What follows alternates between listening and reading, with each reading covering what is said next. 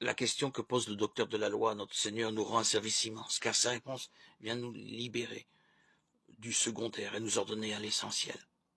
Pour être sauvé, pour entrer dans la vie éternelle, demande cet homme, que faut-il faire?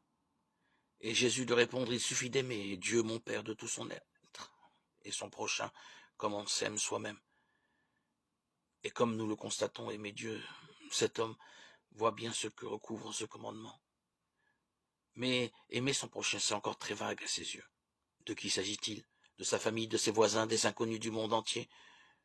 Que faut-il aimer pour plaire à Dieu? Alors, comme à son habitude, Jésus se lance dans une histoire apparemment fictionnelle, mais qui en fait d'un réalisme étonnant. Et c'est la fameuse parabole du bon samaritain qui prend naissance et qui va illuminer de sa puissance charitable tous les amis du Christ. Nous voilà donc sur une route qui conduit à Jérusalem. Derrière cette destination se cache évidemment la Jérusalem céleste, terre bénie, qui nous recevra après la mort, si du moins nous avons cherché à aimer le plus concrètement possible, et Dieu et nos frères. Sur cette route, un homme est sauvagement attaqué, il gît dans un fossé couvert de sang.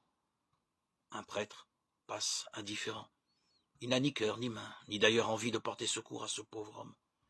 À ce désastre d'égoïsme se joint à présent un lévite, donc un employé du temple, autrement dit un sacristain.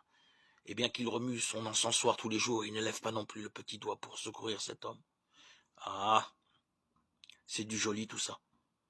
Par chance, un samaritain passe par là, autant dire un dissident du judaïsme, un hérétique pour la synagogue. Il n'est donc pas fréquentable, c'est un mauvais fidèle, on doit donc éviter sa présence.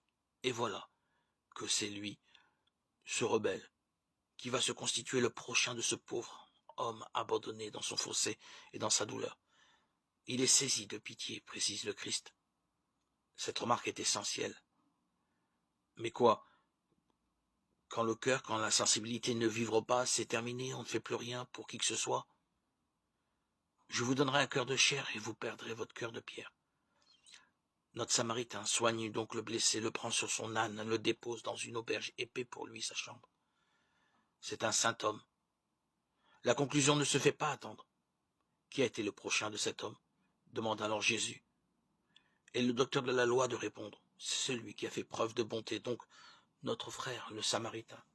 Alors le Christ conclut. Et c'est ici qu'il est génial. Fais la même chose, lui dit-il, sois charitable à l'extrême avec qui est dans le besoin ou dans la souffrance.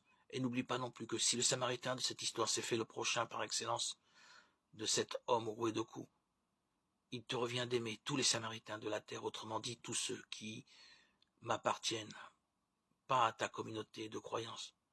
Voilà une bonne leçon pour nous tous, qui trop souvent n'aimons que ceux qui nous aiment.